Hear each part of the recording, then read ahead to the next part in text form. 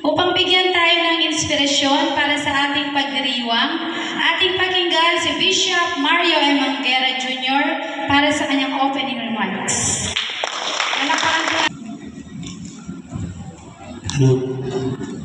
Good morning po sa bawat isa sa inyo at maraming salamat sa binigyan nyo ng oras ng ating Panginoon, especially mga co-pastor, bishop, and associate pastor or mga pastora and members.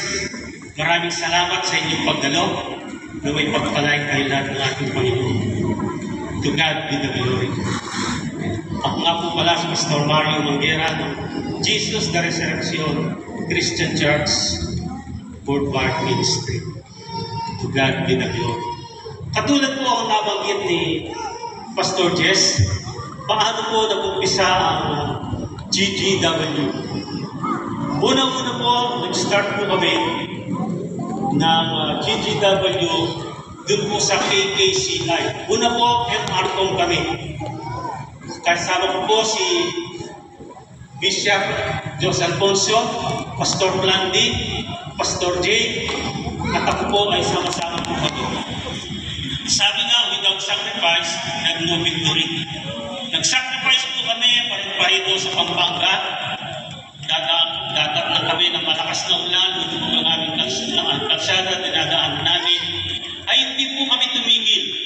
Laging dumadalo sa isang magandang layunin ng Diyos para sa amin. At dumating po ang pagkakataon, nagkaroon po ng malaking assembly ang KKCI, doon po kami nag-start. At dito po nabuo ang GGW. Pangunahan ni Pastor Jos, ako po, at si Pastor Blandi, at si Pastor Jay, yun po kami laging nagtitiis, parit-parito, araw at gabi. Kada may meeting, nandun po kami. Pero sa kabila ng lahat, ang sabi nga po rito, the team commander from is rejected. Lagi kami bigo. Pero hindi po kami binigo nila. Lagi kami kasama. Hanggang dumating yung mga sending malaking meeting, nakasama po yung mga kapatid natin, sila Pastor Joey, si Pastor Jimmy, lang po ng GGW na kabilang mga ex-ko. At doon po, kapatid magulang, doon nabuo ang GGW. Dito po sa GGW, akin po sinasabi sa inyo, walang parunungan, walang pataasan. Pantay-pantay tayo lahat kay Kristo.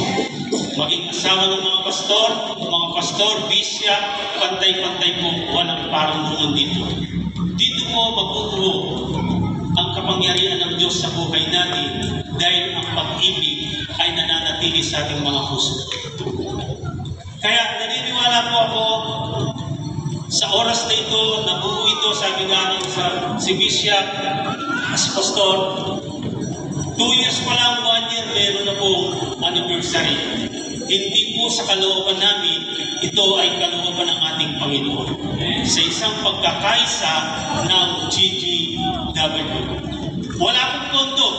Ang church namin laging wala.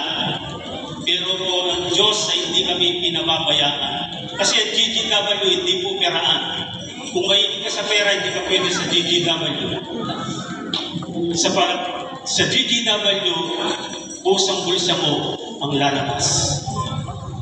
Kaya po, dito walang peraan, kundi umaasa tayong lahat, naniniwala mo kay Lord siyang mag-provide sa lahat ng ating mga pangangailangan.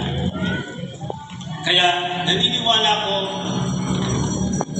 sabi nga ni Pastor Jess, naging 3rd district na. Tama po.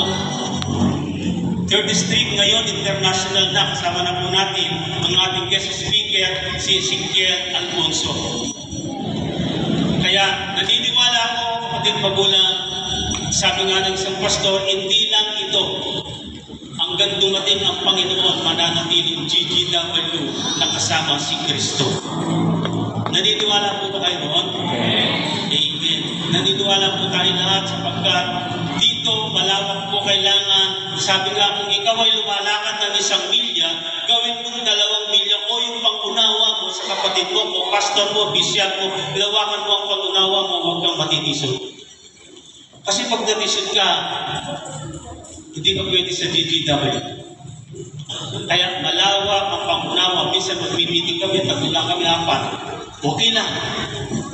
Ang malaga, sabi nga ng Panginoon, 2-3 na lang natin po, ang Diyos ay nasa kalagitnaan, kasama natin si Kristo. Mabubuo ang isang magandang layunin na ito sa pangalan ng ating Panginoong Kristo.